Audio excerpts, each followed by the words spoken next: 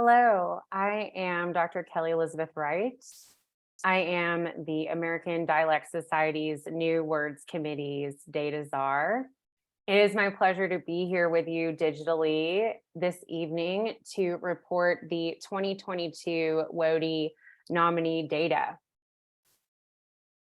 I'll begin by way of a small progress report and share that last year in 2021, we had an open call for nominees that returned 208 individual lexical nominations for Word of the Year.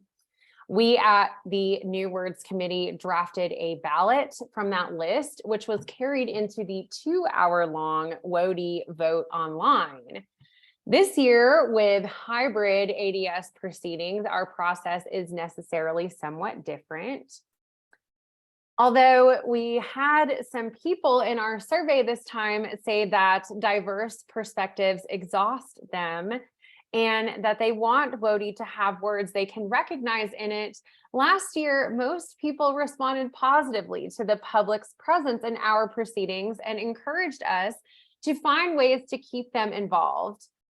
The public, unfortunately, isn't here with us tonight or via streaming, but we circulated a survey through all of our networks. And this year, we've gathered 335 individual lexical nominations for Word of the Year from individuals ranging in ages from 16 to 81 across 16 US states, including Washington, D.C., who report their professions as Old Midwestern philologists, olive oil purveyors, and for more than any other group as high school students. We are really happy to see those younger groups participating. I also wanted to share briefly a visualization of the age breakdown here. If you see now that your age group isn't well represented and you find yourself later feeling like the words under discussion aren't all that recognizable to you, then perhaps later this year, you can encourage your community to submit more nominees. Okay, so your nomination session is about to begin in earnest. We have a ballot for you populated with exciting categories I'm going to preview for you now in no particular order, so get excited. We've got an Emoji of the Year category that's got some great contenders in it you can feel free to add to or subtract from. We've got a brand new category this year, the Combining Form category. There's a lot of interesting things going on in this one, but USC is the dark horse contender for overall WOTY, so make sure you look out for that.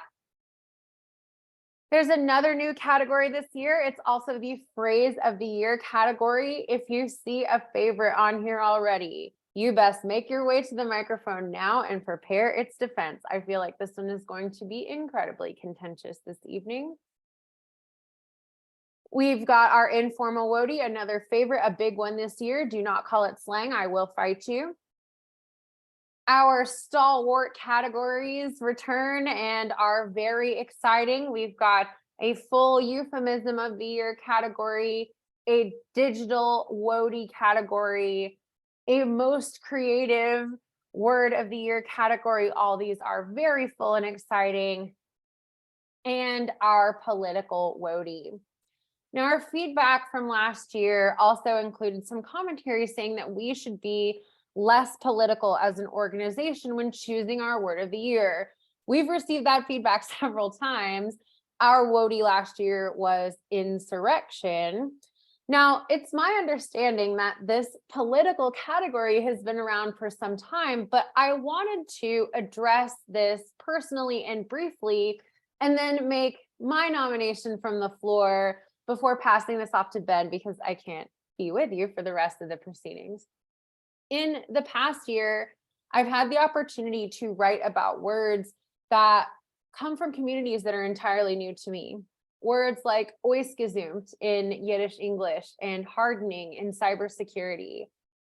Neither of these words may feel particularly new or representative of American culture as a whole, but they are new to the reference space, and including them therein brings new, important, and enlivening representation to the communities who use them.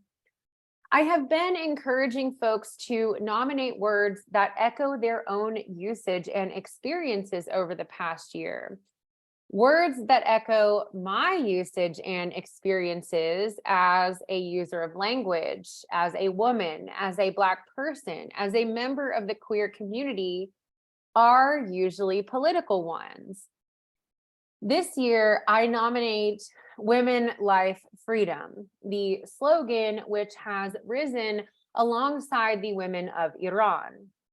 I do not nominate it in hopes that my influence, as small as it may be, will sway ADS towards making some kind of statement with WOTY this year, or because I feel as though we should do so in any year.